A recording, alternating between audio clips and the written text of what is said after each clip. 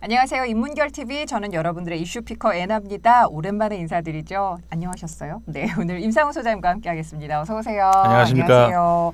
건강 괜찮으세요? 네, 좀 좋아지고 있는 것 같아요. 네, 아니 이거는 저의 이야기가 아니라 댓글에서 평정님께서 달아주신 댓글로 보면 대한민국 최고 자산이십니다.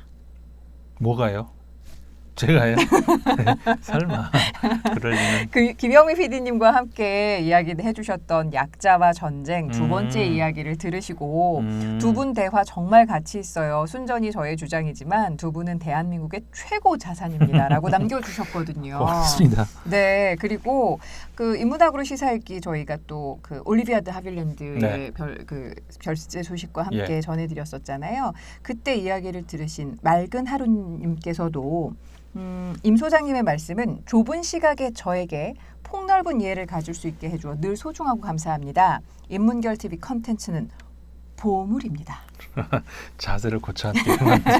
고맙습니다. 감사합니다. 네, 자, 늘 응원하고 방송 기다립니다. 파이팅 해주셨는데 댓글로써 여러분들이 이렇게 응원해 주셔서 저희도 살짝 좀 지쳐 있었는데 조금은 기운이 생기는 것 같아요. 네, 네. 정말 감사합니다. 정말 더 열심히 한국 사람은 만들어볼게요. 밥심이라잖아요. 우린 댓글심. 아, 댓글심. 네. 아, 좋아요. 그거로 네. 가는 것 같아요. 근데 가끔 막 댓글이 네. 너무 막 네. 무시무시하고 이렇게 막 이렇게 오면 그거에도 약간 의욕이 생기시는 것 같은데요. 의욕 상실 아니면 의욕이 오히려 약간 이렇게 좀 어떻게든 내가 설득해보리라 뭐 이런 의욕 뿜뿜? 예.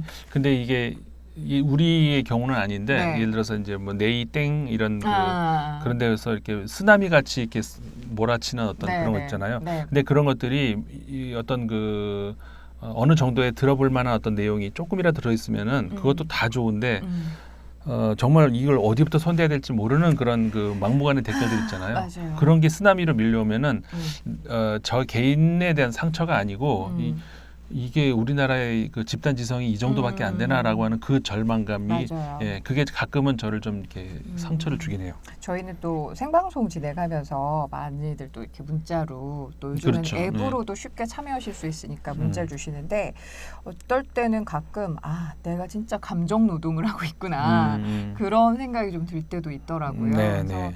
댓글이 정말 건전하게 앞서 말씀해 주셨지만 집단 지성을 쌓아가는 데 있어서 좀 도움이 되는 그런 창구로 네. 쓰였으면 좋겠어요. 네. 그냥 단순히 감정의 배설 이런 게 아니라 좀 더 건강한 댓글들 많이 바라고요. 근데 저희 댓글은 진짜 너무 주옥 같아요. 제가 정말 좀 몇 가지 읽어드리면 그 앞서 우리 그 올리비아드 하빌랜드 관련해서 이야기 나눌 때 네. 이장경님께서는 네.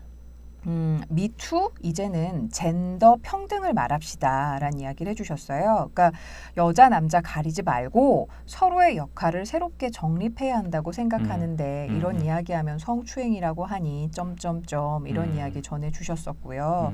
그리고 또 앞서 그 김영미 PD가 본 세상에서 이야기 다룬 것 가운데 약자와 전쟁 두 번째 이야기 맑은 하루님께서 이런 이야기 전해주셨는데요. 오늘의 핵심 강자 옆에 서는 것은 아무나 할 수 있는 일, 동물도 할 수 있는 일, 본능이 이끄는 일. 약자 옆에 서는 것이 인간만이 할 수 있는 일입니다. 두 분 말씀 참 유익합니다. 김 PD님 다음 책 기대됩니다. 또 이렇게 이야기 전해주셨어요. 참 여러 가지로 좋은 이야기 또 전해주셨던 주역이 계셨고 그리고 그 이야기를 정말 잘 받아들여주신 그리고 이야기 또 첨언해주신 우리 인문결TV 구독자 여러분들은 진짜 제가 보기에는 그대로 읽어드리면 대한민국의 최고 보물. 자산이고 자산. 보물일 수 있는 감사합니다. 예, 자 오늘은 인문학으로 시사읽기인가요? 어떤 이야기를 좀 나눠볼까요? 오늘은 코로나19 상황이 좀 심각해지잖아요. 네. 재확산 이런 얘기들을 지금 쭉 하는데 사실 코로나 초기 지난 1월, 2월 이때도 제가 기회가 닿을 때 그런 말씀을 좀 많이 드렸는데 그때는 전망 정도로 이야기를 했던 것들이 지금은 실제로 그렇게 실현되겠구나라는 생각을 하게 만드는 것들이 몇 가지가 있는데 네. 그 중에서 한 가지를 이야기해 볼까 해요. 네. 뭐냐면은 그 이제 흔히 우리 재택근무라고 얘기하잖아요. 그러니까 지금까지 우리가 뭔가 일을 한다, 내가 누구로부터 고용이 돼서 일을 한다는 것은 그 고용자에게로 가서 일을 하는 것이 거꾸로는 안, 보통의 경우는 그 피고용자가 불러서 이렇게 하는 경우는 보통의 경우는 이제 그 전문직, 흔히 말하는 전문직, 그리고 그 개인 직업을 가지고 있는 사람들, 뭐 의사라든가 이런 경우는 돈을 받는 사람이 앉아 있고 돈을 줄 사람이 그렇죠. 찾아가야 되는 네네. 그런 거잖아요. 그런데 이제 보통의 경우 흔히 우리가 말하는 그냥 일반 직장의 경우는 그 경영자 혹은 어떤 고용자 이런 사람들이 있는 그쪽으로 우리가 가서 일을 하는 그렇죠. 경우잖아요. 그걸 당연하게 이제 생각을 했던 것이고, 근데 이제 재택근무라는 거는 그게 이제 어떻게 보면은 그런 그 암묵적인 우리 그 합의, 그리고 그게 어떻게 보면 합리적인 효용성을 보더라도 합리적인 그 업무의 구조라고 볼 수 있었는데 그게 어떻게 보면 깨지는 어떻게 보면 인류 문화에서 처음 있는 일일 수도 있는 그런 것 같아요. 네. 이게 이제 불가능한 것이 과거에는 피고용자가 예를 들어서 50명이다, 고용자가 1명이다. 그럼 이 고용자가 피고용자 쪽으로 올 수는 없잖아요. 네. 피고용자가 고용자 쪽으로 가야지. 네네. 물리적으로 불가능하잖아요. 뭐 4차원 세계도 아니고. 그런데 이게 이제 가능한 것은 일단 첫 번째로 그 인프라라고 볼 수 있는 그 테크놀로지가 기술이 그걸 가능하게 해줬기 때문에, 그러니까는 비대면상으로도 접촉을 할 수 있게 들을 수 있고 볼 수 있고 이걸 가능하게 했기 때문에 가능한 것이고, 근데 그럼에도 불구하고 이게 그래도 재택근무가 안 되는 이유는 있었죠. 가장 큰 이유는 그거에 있을 것 같아요. 뭐냐면 감시, 한마디로 말해서 어느 누구도 감시라는 말은 안 하죠. 네. 하지만 사실상 감시를 효과적으로 할 수 있다 없다. 그러니까는 이 사람이 성과를 얼만큼 나한테 가져오느냐도 중요하겠지만 네. 직장 문화에서 그것 못지않게 중요한 것이 내가 이들을 컨트롤할 수 있다 없다. 그러니까는 그거를 당연히 우리가 이제 그런 사고의 내면에는 컨트롤을 잘 하면은 효율이 오르고 그렇죠. 컨트롤을 못하면 효율이 떨어진다라는 생각 때문에 이제 그렇게 된 건데, 이게 만약 엇나갈 때는 어떻게 하지? 예를 들어서 컨트롤을 내가 못하는데 효율은 오를 수도 있고, 아니면 거꾸로 컨트롤을 굉장히 내가 합리적으로 한다고 했는데 이 효율은 떨어지고, 때. 그럴 때는 어떻게 하느냐? 그러니까 이게 그런 경우가 보통의 경우는 이제 우리가 그럴 리가, 컨트롤을 잘하면 효율이 올라가겠지라는 생각이 일반적이기 때문에 지금까지 그런 그렇죠. 인프라로 우리가 이미 갖추고 있는 기술적인 그런 그 가능성이 있음에도 불구하고 근무라고 하는 것은 일정한 당연히 어떤 모여서 그렇죠. 해야 되는. 그렇게 했잖아요.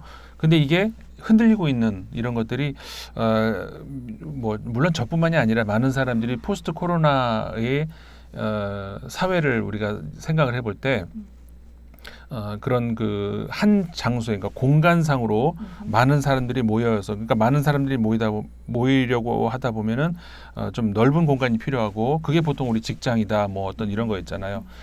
그러니까 이게 어떻게 보면은 권력의 문제하고도 관련이 될 수 있는 것이, 네. 많은 사람을 내 주변으로 모일 수 있다고 하는 것은 권력이잖아요. 그래서 내가 지시를 할 수 있다는 것.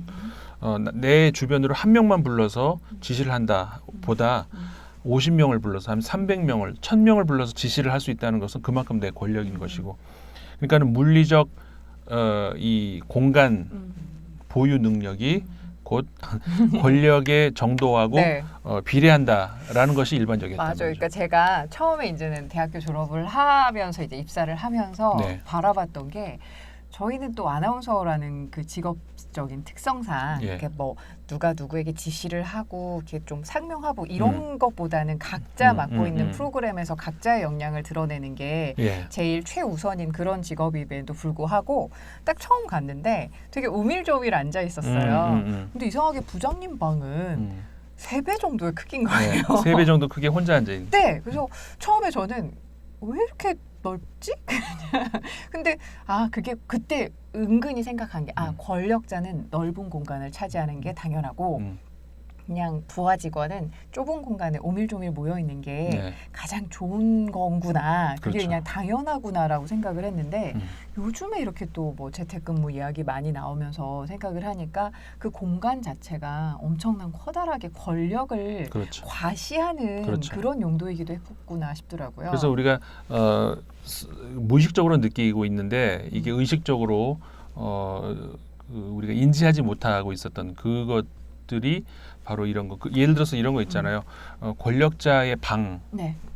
우리가 상상을 해보세요. 혹시 들여다 보셨던 분들도 있을 거고 보면은 그 권력자가 덩치가 이렇게 상대적으로 커 보이지가 않아요. 네. 되게 작아 보여요. 네. 그러니까 그만큼 공간이 굉장히 넓어서. 굉장히 큰 공간에 책상 가운데 요만큼 그러니까 그 공간에 비해서 책상이 작아 보이죠. 그리고 거기에 이렇게 앉아 있는 그 모습이 권력자의 모습이에요. 그리고 회의실이 거기에 이제 보통 딸려 있는 경우가 많으니까 아까 말씀하셨듯이 다른 부하 직원들을 나에게로 오게끔 해서 그렇죠. 그 공간에서 회의가 이루어지게 하는 네. 그런 상황들이 많이 있다 보니까 아 공간이 갖고 있는 그 권력이라는 게 굉장히 과시적이고 그렇죠. 또 가시적이기도 한 것 같아요. 네. 옛날에 그 프랑스에서 한번 그 자동차 광고 문구 중에 광고 문구가 이제 그 굉장히 특징을 잘 집어내는 이런 거 많이 있어요. 에스파스라는 차가 스페이스라는 에스파스, 뜻이죠. 네. 에스파스라는 차가 있었는데 그 차 이 광고의 문구가 그런 거였었어요. 그러니까 스페이스가 공간이 사치다. 공간이 그러니까 사치라는 말이 나쁜 의미 말고 아하. 럭셔리 공간이 럭셔리다. 이제 뭐 이런 그게 있었어요. 그러니까는 그 다른 거 이런 기능이 있고 저런 거 갖추고 있고 뭐 이런 게 아니라 넓으면 그것이 내가 이제 그 자체가 부의 상징이라 이거죠. 부티 나는. 네, 부티 난다. 그러니까 이 공간이 결국 부다. 이제 이렇게 얘기할 수 있는. 근데 그게 가만히 생각해보면 맞는 것 같단 말이죠.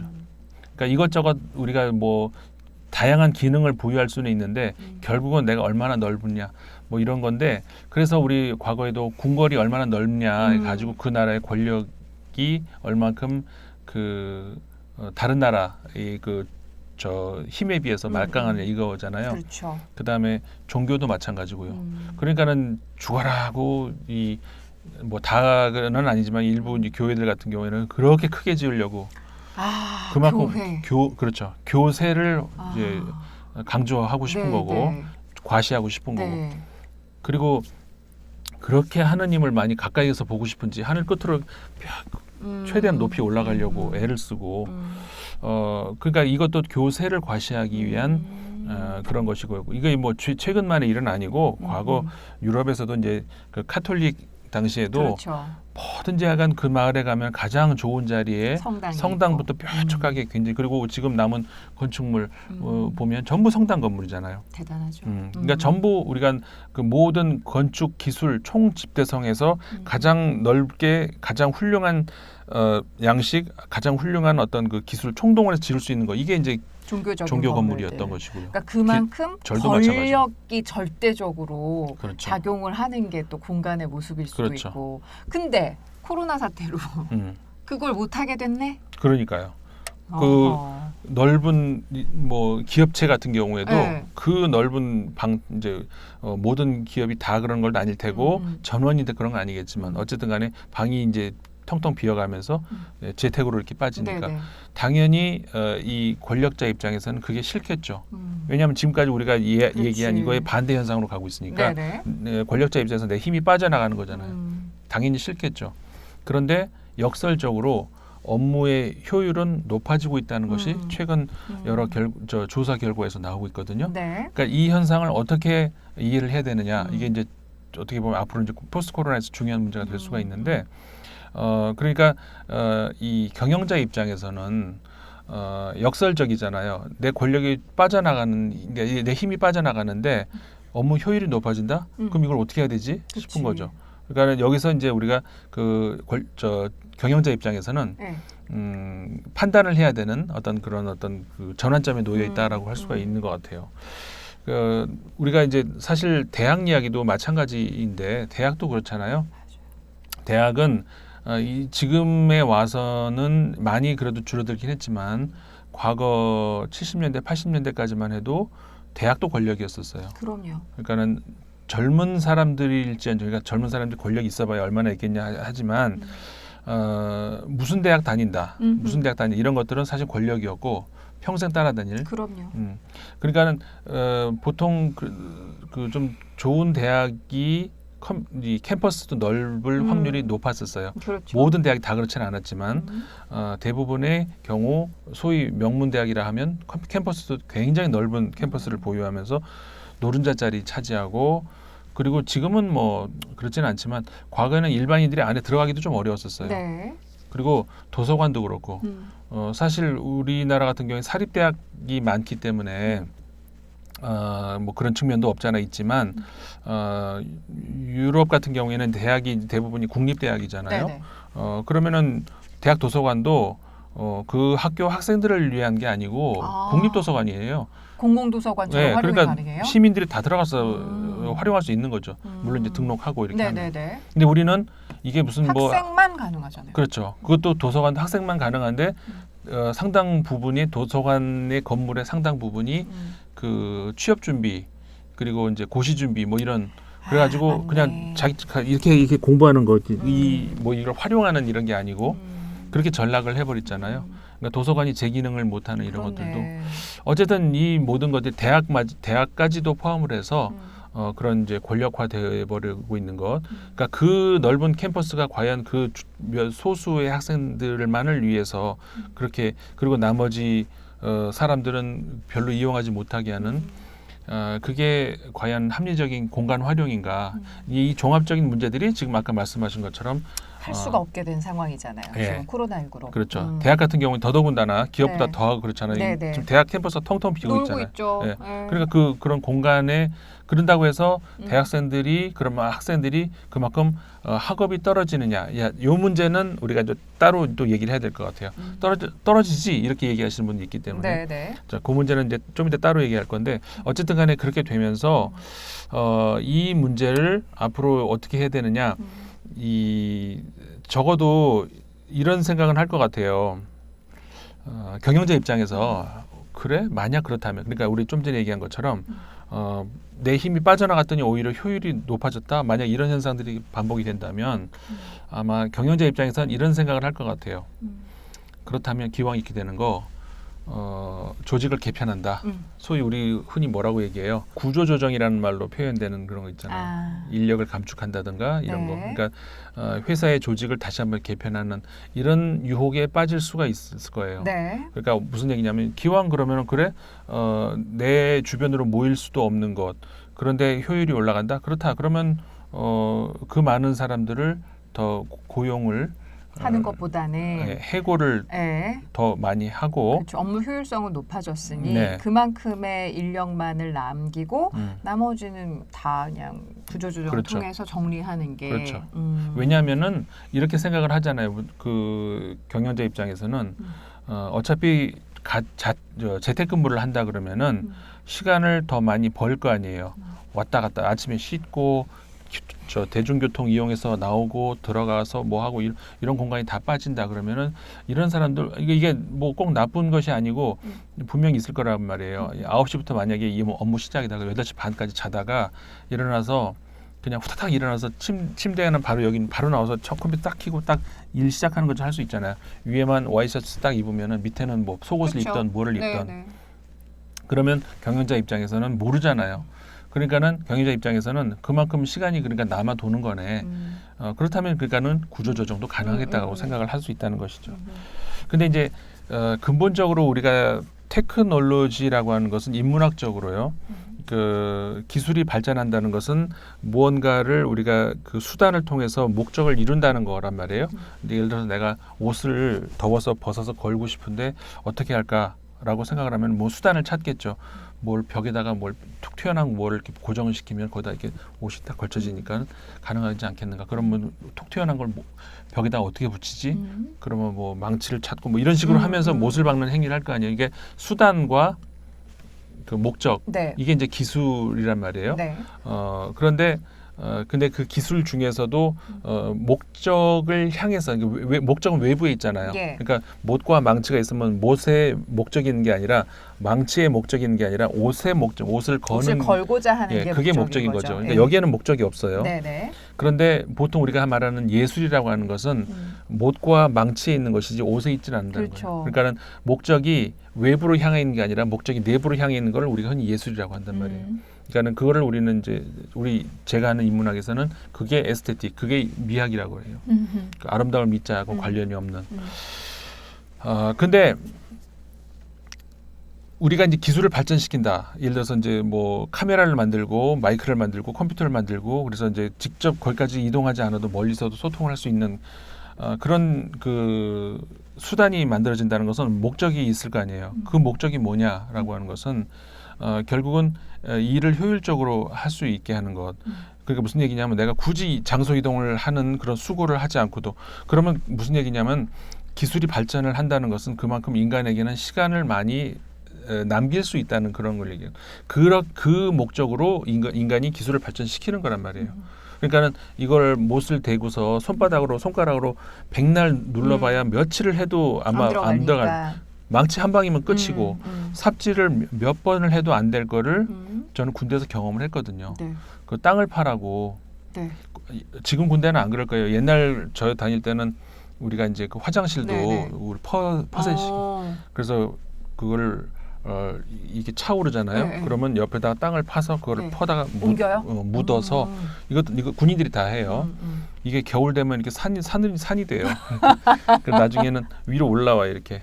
찔리는 거 아니야?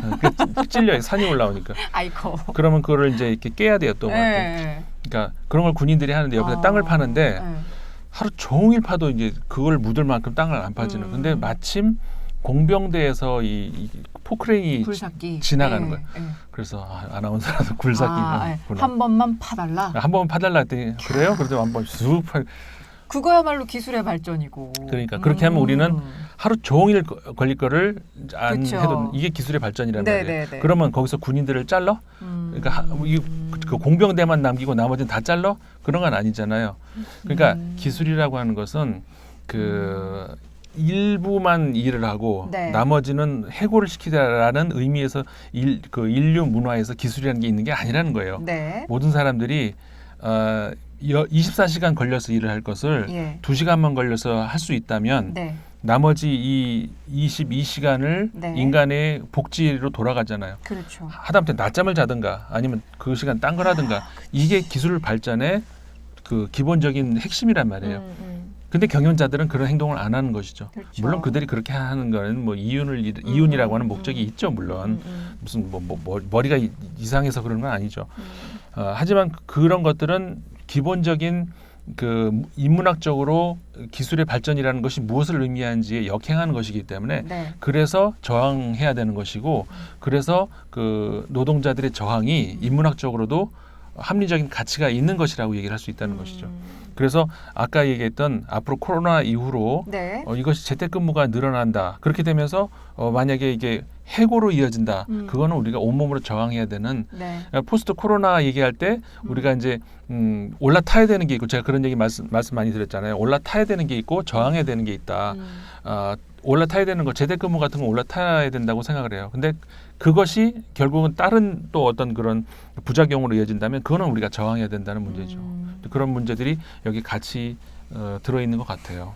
그러니까 그러니까 뭐 코로나 사태로 지금 어찌 보면 굉장히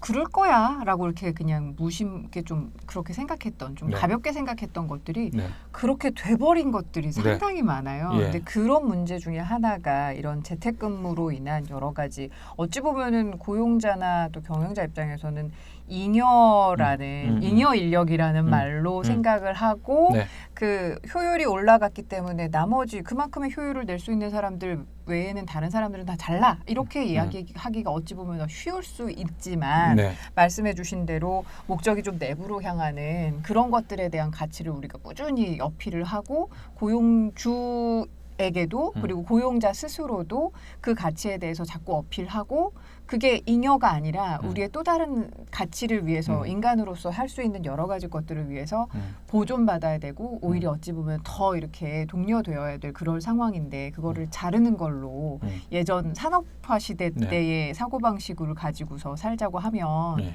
공멸할 것 같아요. 그렇죠. 네. 이게 이제 공멸하는 길이라는 그런 거죠. 왜냐하면은 보세요. 이 고용자 입장에서 그렇죠. 고용자 입장에서는 효율이라는 이유로 해가지고 그 해고를 해왔었어요. 그 결과가 어떻게 되나요? 실업자가 양상되죠. 그 결과가 어떻게 돼요? 돈이 없으니까 사람들이 물건을 살 수가 없어요. 그러니까 내가 효율성을 높여서 물건을 잘 만들었는데 막상 팔려고 보니까 살 사람이 없네. 이런 효과가 나온다는 거죠. 실업률을 낮춰야 내가 물건을 만들어도 팔 수가 있다는 그렇죠. 거죠. 결국은 같이 좀 가야 되는데. 그렇죠. 이게 효율성 차원에서도 경영자들이 깊이 생각해야 될 그 대목이라는 거예요. 알겠습니다. 자, 우리 여러 가지 코로나19 사태 탓에 재택근무가 굉장히 많아지면서 오히려 또 이제 재택근무 많아지니까 지금 단기적으로는 많은 분들이 좀 어려움 겪고 계신 분들이 많아요. 일단은 재택근무를 해야 되는 상황인데 그런 제반 여건이 아직은 좀 잘 갖춰지지 않았던 그런 경우에 계신 분들은 굉장히 당황하시고 그리고 무엇보다도 이 워킹맘들이요.